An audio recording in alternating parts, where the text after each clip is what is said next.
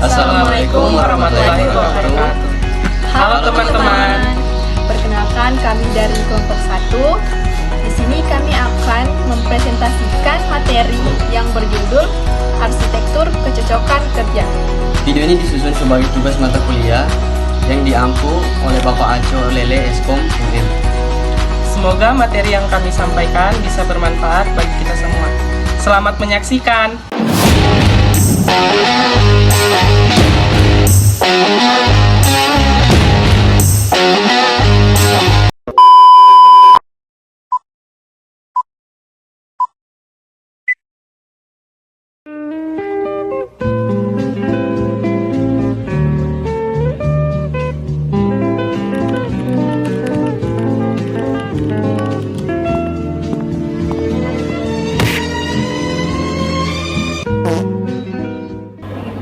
Pagi Diki.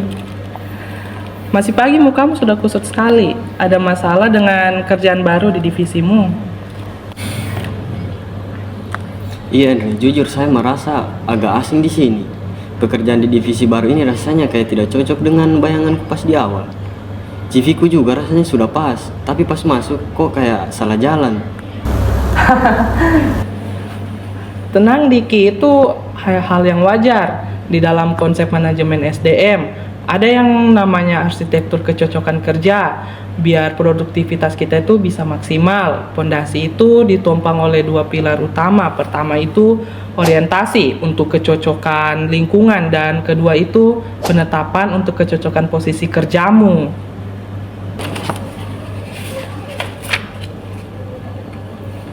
Orientasi dan penempatan.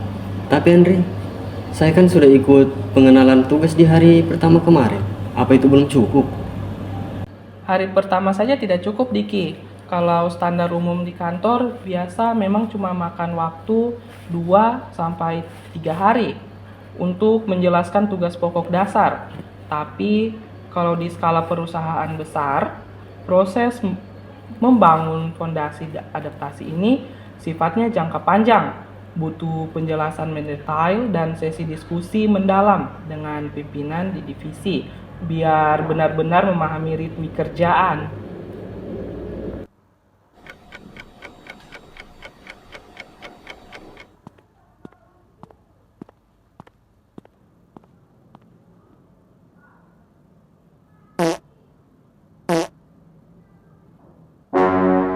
Diki, Andre, kebetulan sekali kalian kesini ya. Diki, saya dengar dari Andre kalau kamu masih merasa canggung ya di minggu pertama kerja ini. Iya Bu Andini, saya masih merasa agak kesulitan membaur dan menyelaraskan ekspektasi kerja saya dengan tim. Tidak apa-apa Diki, berdasarkan model Dassler, orientasi baru bisa dianggap sukses kalau memenuhi 4 syarat utama. Kamu merasa diterima secara psikologis, paham sejarah dan visi organisasi kita, tahu kejelasan ekspektasi tugasmu, serta kamu mampu melakukan asimilasi kinerja dengan ritme tim. Betul Diki, dampaknya itu ada yang langsung dan ada yang strategis. Jangka pendeknya, kamu jadi paham batas tanggung jawab dan cepat akrab dengan kami di kantor. Nah, jangka panjangnya, perencanaan kerja kita jadi lebih rapi. Kamu makin loyal dan ujungnya produktivitas kerja sendiri yang meningkat tajam.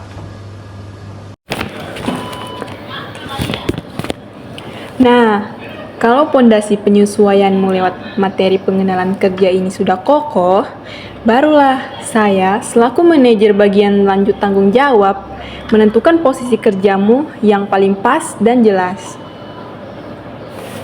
Bagaimana cara Ibu menentukan penetapan posisi tersebut? Apakah hanya merekrut orang baru dari luar? Tentu tidak, Diki. Untuk menentukan siapa yang cocok di posisi itu, kita pakai cara pengecekan yang ketat sekali. Mulai dari sifat pandangan pribadi kayak ngobrol, melihat wataknya, lihat catatan kinerja, sampai diskusi sama pimpinan. Ada juga yang berupa angka dan hasil tes, mulai tes potensi akademik, tes kepemimpinan, sampai cek kesehatan fisik dan batin.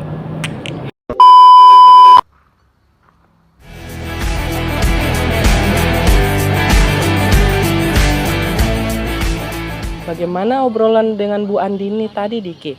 Sudah mulai paham kan arah penempatan kerjamu ke depan?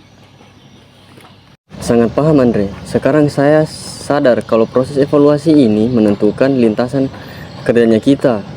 Kalau kinerja kita melampaui ekspektasi perusahaan, jalurnya adalah promosi naik jabatan. Tapi sebaliknya, jika kapasitas kita belum siap, jalurnya bisa berupa demosi.